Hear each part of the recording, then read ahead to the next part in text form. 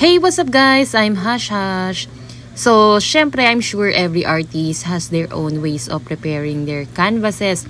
And ito yung para sa akin. So, kailangan, syempre, meron tayong effort. At syempre, worth it naman yun kung bakit natin to ginagawa. So, una, kailangan natin bumili ng canvas. Kung wala pa kayong canvas, click the yellow basket na agad. Okay? Hehe.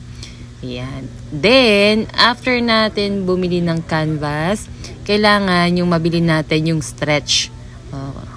Para mas madali natin siyang ma-prime. And then, syempre, itong aking gesso primer, ito yung nabili ko pa sa Saudi. At syempre, wag nyo kakalimutan yung brush. Nabili ko lang to sa handyman ng 100 pesos. Mas malapad, mas mabilis nating matapos yung ating pag-prime. And then, pwede na natin siyang gamitin. Pwede na natin siyang direct na i-dip sa ating gesso primer. And then, lagyan na natin kagad sa ating canvas. So, yung napili kong canvas, again, stretch po ito. Meron naman ding hindi stretch, kayo na lang yung mag-i-stretch. So, may mga canvas naman din na nabibili na naka-prime na. Pero itong ang nabili ko, sabi kasi primed na po. Pero nung nakita ko, mas gusto ko kasi na mas talagang sigurado ako dun na naka-prime siya. So, bakit ko ba kailangan i-prime or bakit kailangan nating i-prime yung ating canvas? Okay, kasi yung canvas na yan, kailangan na malagyan ng primer kasi siya yung nag-create ng barrier between sa canvas and sa paint.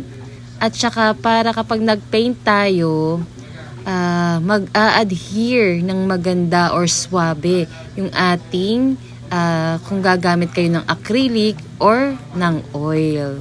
Okay? And then, syempre, less na ma-absorb ng ating canvas or ng ating tela na ito yung ating painting. So, bakit pa ba natin to ginagamit? Dahil para ma-prevent yung pag-sink ng ating color na ginagamit. Either acrylic man yan or oil.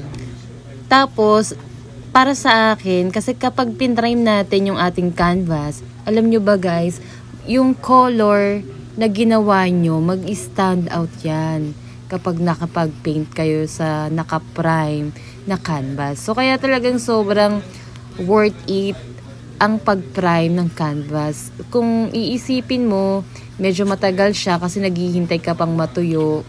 Pero mabilis lang naman yung mga 2 to 3 hours. So, pwede ka pa makagawa ng mga gawaing bahay noon. O kaya mag-review ka, magbasa-basa ka. So, sa pag-prime, may technique din siya guys, no? So, ang ginagawa ko ngayon, parang alam niyo yung X. So, ganun yung ginagawa ko. Kasi para talagang walang makalusot na kahit anong butas doon sa ating canvas. Okay? So, ganyan. So, again, iba-ibang artist, iba-ibang technique. Dati, nung bago-bago ako, hindi ganyan yung ginagawa ko. Diretso akong nagpe-paint. Pero kasi napapansin ko, kapag tumagal na yung paint, para siyang lumulubog talaga yung ano niya, yung kanyang color. So, nag-search ako, syempre sa mga YouTuber, shoutout sa inyo lahat, ayun, nag-search ako doon, and then, na-search ko or na-discover ko na kailangan mo palang i-prime yung canvas para magandang-maganda. Okay? Salamat guys. So, ito na. Papatuyuin natin to and then, ipaprime natin siya uli mamaya para makinis. Thank you! Salamat po sa lahat!